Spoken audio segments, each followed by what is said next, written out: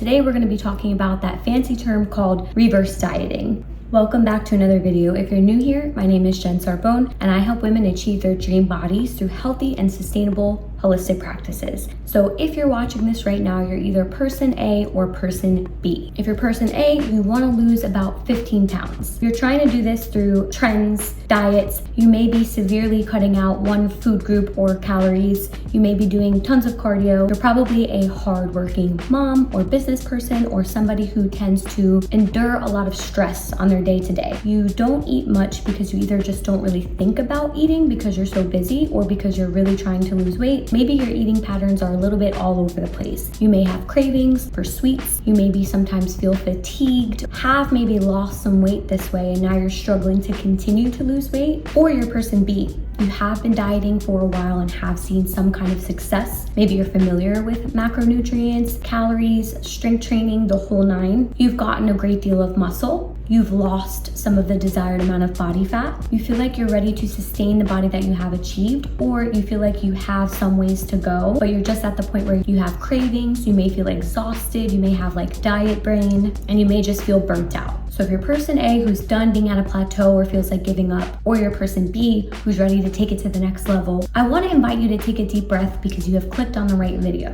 And so what you need is a reverse diet.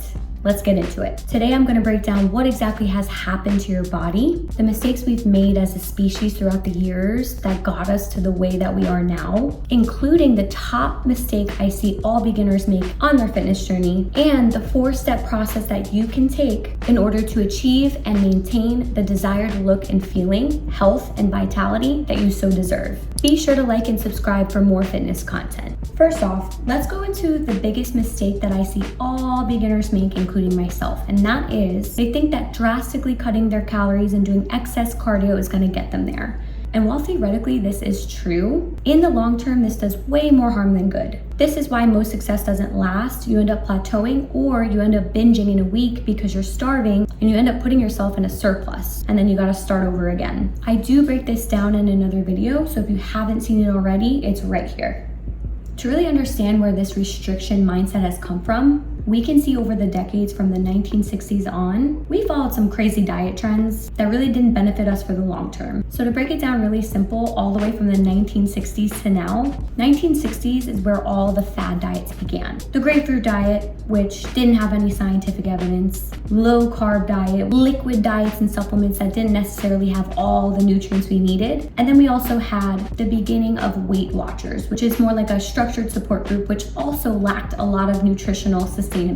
In the 1970s, we had something called the Scarsdale diet, which is high protein, low carb. We had sedative-induced sleep diets, Elvis Presley. That's obviously not healthy. We had the cabbage soup diet, where all you ate was cabbage soup and you lost weight because you weren't eating a lot of food, but there was no nutritional value whatsoever. Then came the 1980s, where low and reduced fat diets came out. Then the 1990s, we continued the low-fat diets, but then questions began to emerge on its validity, effectiveness, and potential drawbacks. We then saw the beginning of the Atkins diet, which is high protein, very low carb. In the 2000s, we've had low carb again. We began to see the South Beach diet, which was low carb and good carbs that were good on the GI scale. We had a focus on processed foods and frozen meals, which we know are not fresh and have tons of added ingredients that are harmful for the body. As you can see from the 1960s all the way to the 2000s, all of these diets lacked nutritional value and sustainability. Moving on to 2010s, where we did see some improvements like the paleo diet. This includes lean meats,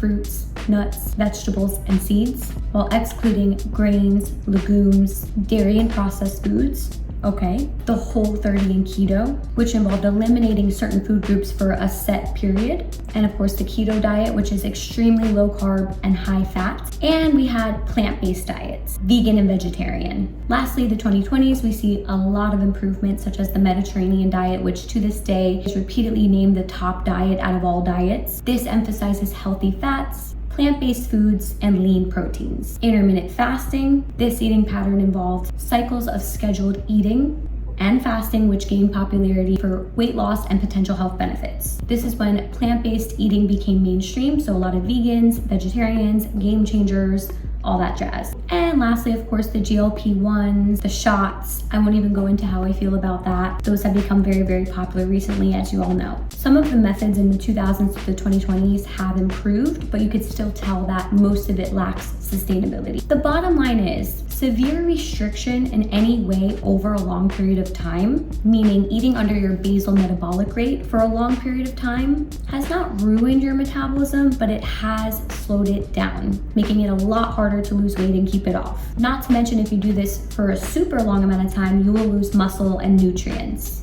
Now that we have an understanding of why we're so wired to restrict or jump on a trend, you can kind of see what led you here in the first place. So what do we do about it? Just stuff our faces? Not quite, but in your specific position, what would really benefit you is a reverse diet. A reverse diet is simply a gradual increase of calories over time after a long period of restriction. Let's get into the 4 S's. Step number 1 is to find a starting point. First things first, you want to collect your height and your age. You could simply Google what is a regular amount of calories that someone of this height and this age is supposed to consume. Obviously, this is super broad and not going to be exact, but this number in your head is going to give you an idea of where potentially your maintenance calories will be. I like to use the website mytdeecalculator.net, but you can literally Google it, doesn't matter. We're actually going to start with person B because you have just come off a diet. You've known your calories and macros already. So you're going to take your calories and your macros at the end of your diet, and you're going to compare it to that of the TDEE calculator or the Google calculator of those set calories and see how many calories you have to go. Now, person A, you probably don't know your maintenance calories. In order for you to find your maintenance, you can literally download any fitness tracking app.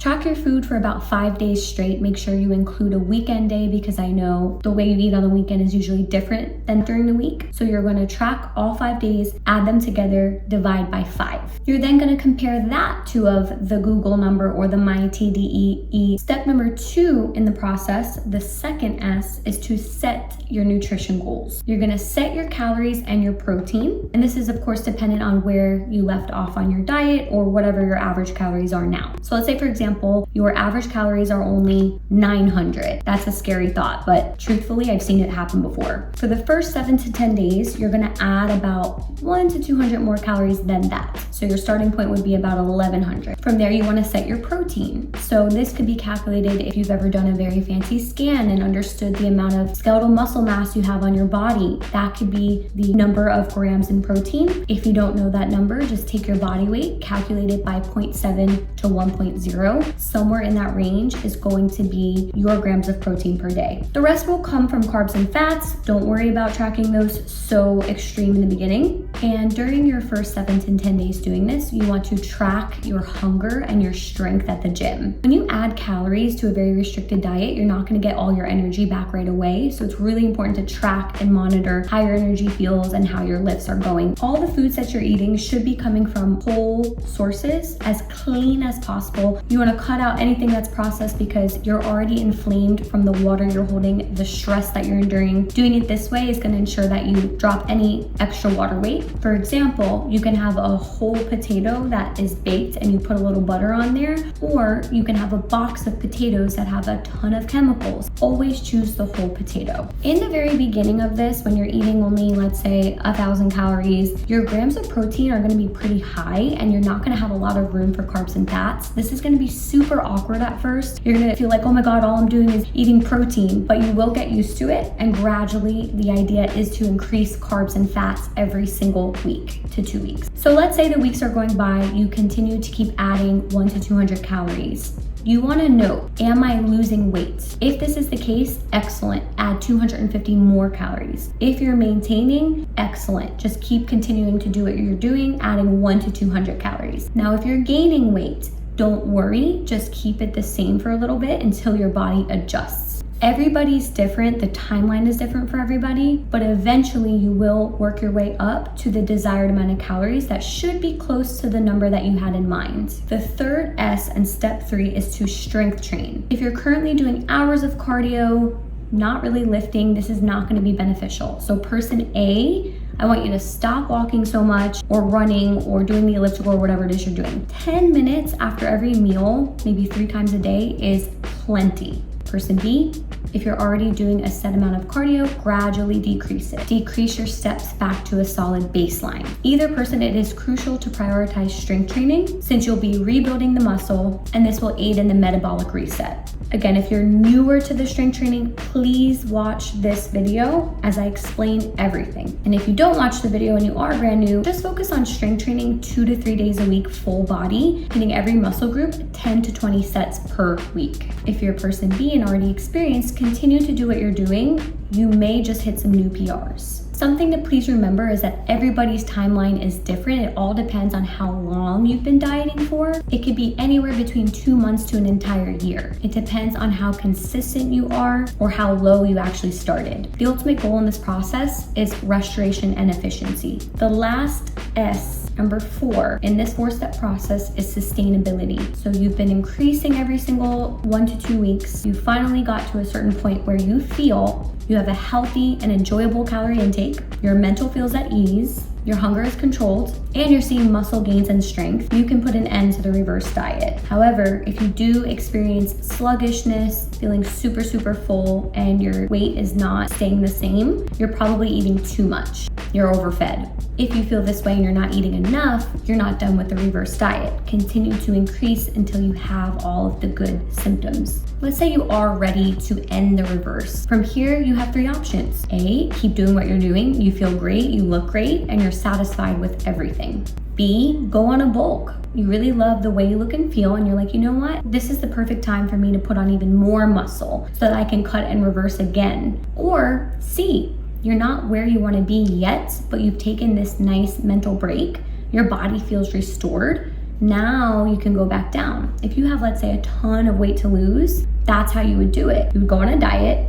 Once you start feeling sluggish and fatigued, you start the reverse, you feel good again, and then you diet again, and so forth. Hope it helps. Please be sure to comment all your questions down below. I love answering your questions, and be sure to stay tuned for the next video where I'm going to talk about carb cycling, another modality you can use on your journey. Can't wait to see you in the next one.